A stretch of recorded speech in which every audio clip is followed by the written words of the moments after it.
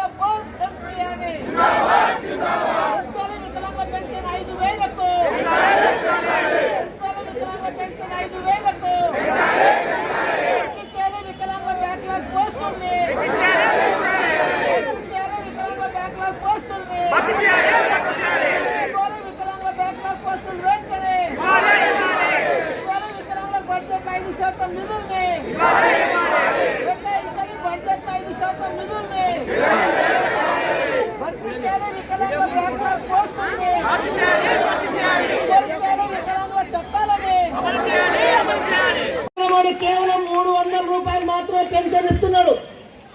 ఈ 300 రూపాయల పెన్షన్ తో ఈ దేశంలో ఉన్న వికలాంగులు ఎట్లా బతుకుతున్నాయి వల్ల ఈ ప్రభుత్వం ఆలోచించాలి. వాళ్ళు మాత్రం లక్షల రూపాయల జీతం తీసుకుంటారు, వాళ్ళ సౌకర్యాలు మెరుగుపరుచుకుంటారు.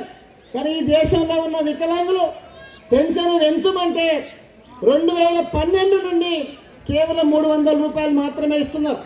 ఈ 300 రూపాయలతోటి వికలాంగుల జీవితాలు మారే అవకాశం లేదు. ఈ 300 రూపాయలతోటి వికలాంగుల కుటుంబాలు పోషించుకునే అవకాశం లేదు. కాబట్టి ఈ 300 రూపాయల పెన్షన్ వల్ల 5,000 రూపాయలకు వల్ల పెంచమని చెప్పేసి మనం డిమాండ్ చేస్తూ ఉన్నాం. ఇప్పటికే ఈ దేశంలో అనేక రాష్ట్రాలలో తెలంగాణలో 4,016 రూపాయలు వస్తుంది, ఆంధ్రప్రదేశ్లో 6,000 రూపాయలు పెన్షన్ ఇస్తున్నారు. ఒక్కొక్క రాష్ట్రంలో ఒక రకమైన పెన్షన్ ఇస్తున్నారు. కాబట్టి ఒకే రకమైన పెన్షన్ వల్ల దేశవ్యాప్తంగా సెంట్రల్ గవర్నమెంట్ వాటా వల్ల 5,000 రూపాయలు పెన్షన్ అని చెప్పేసి మనం అడుగుతూ ఉన్నాం. ఇవాళ పాలకులు చెప్తున్నారు, కేంద్ర ప్రభుత్వం చెప్తుంది పెన్షన్ అనేది ఒక స్కీమ్ మాత్రమే, పెన్షన్ పొందడం వికలాంగుల ఒక స్కీమ్ మాత్రమే.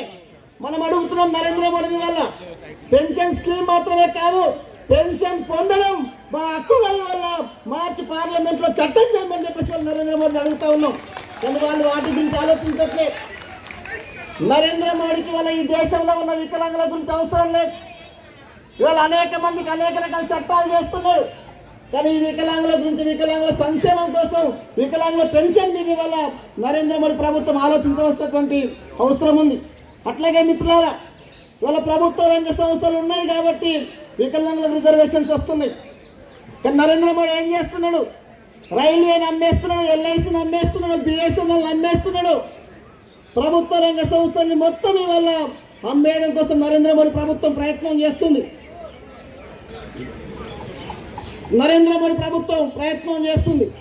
ప్రభుత్వ రంగ సంస్థలు ఉంటే మాకు ఉన్నాయి కాబట్టి మనకు రిజర్వేషన్లు వస్తున్నాయి.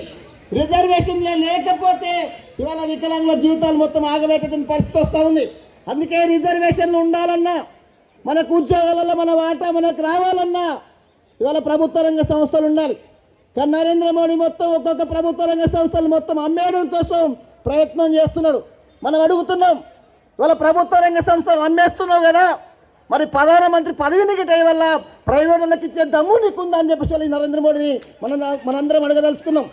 అంటే వాళ్ళు మాత్రం ప్రభుత్వ రంగం ఉండాలి, వాళ్ళ అనుభవించడం కోసం ప్రభుత్వ రంగం ఉండాలి. కానీ ప్రభుత్వ రంగ సంస్థలు మొత్తం అమ్మేయాలని చెప్పేసి చూస్తే గత నెల రోజుల నుండి మన పెన్షన్ పెంపు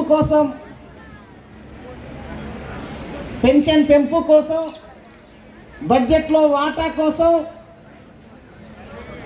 అందరికీ ఒకే రకమైనటువంటి పెన్షన్ ఇవ్వాలన్న డిమాండ్ మీద ఈ ధర్నా కార్యక్రమంలో పాల్గొనడం కోసం దేశవ్యాప్తంగా అనేక రాష్ట్రాల నుండి వేలాది మంది వికలాంగులు ఇక్కడికి వచ్చారు.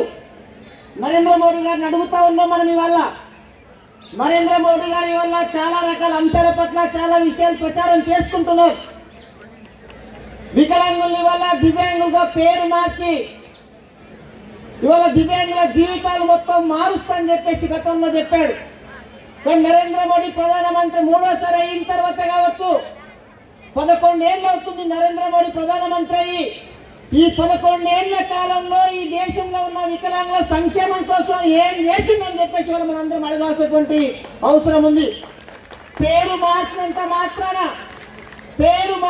మాత్రాన వికలాంగుల జీవితాలు మారవనే విషయాన్ని వల్ల ఈ నరేంద్ర మోడీ గుర్తుంచుకోవాలి. నరేంద్ర మోడీ చెప్తున్నాడు వల్ల మొన్ననే బడ్జెట్ పెట్టారు. ఆ బడ్జెట్ లో ఎంత మనకు కేటాయించారు. మనం అడుగుతున్నాం మన జనాభా ప్రాతిపదికన 5% ఇవ్వాలని చెప్పేసి మనం అడుగుతుంటే నరేంద్ర మోడీ ఎంత ఇచ్చిందంటే కేవలం 0.025% మాత్రమే బడ్జెట్ ఇచ్చాడు. ఈ బడ్జెట్ తో ఈ దేశంలో ఉన్న వికలాంగుల జీవితాలు ఎట్లా మారుతున్నాయి వల్ల ఈ నరేంద్ర మోడీ గుర్తుంచుకోవాలి. నరేంద్ర మోడీ గొప్పలు మాత్రమే చెప్పుకుంటున్నాడు. గొప్పలు చెప్పుకొని వల్ల ఈ దేశంలో ఉన్న వికలాంగులు మొత్తం మోసం చేయడం కోసం ప్రయత్నం చేస్తూ ఉంటే ఈ నరేంద్ర మోడీని తరిమి కొట్టడం కోసం ఈ దేశంలో ఉన్న వికలాంగులందరూ సిద్ధంగా ఉంటారనే విషయాన్ని ప్రభుత్వం గుర్తుంచుకోవాలి.